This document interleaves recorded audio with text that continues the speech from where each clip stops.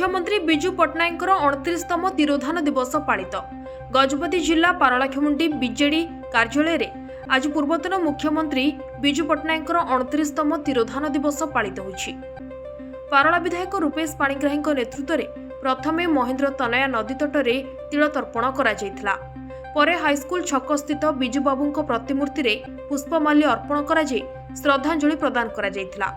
एही परिप्रेक्षी रे जिला बीजेडी कार्यालय ठारे बिजू बाबू जीवनी एवं कार्य दक्षता सह साहसर स्मृतिचारण करा जाय श्रद्धांजलि प्रदान करा जायथिला। एही अवसर में जिला परिषद अध्यक्ष जी तिरुपति राव सह जिला स्तरीय बीजेडी नेता समस्त अध्यक्ष अध्यक्षा सरपंच समिति प्रमुख उपस्थित रहिथिले।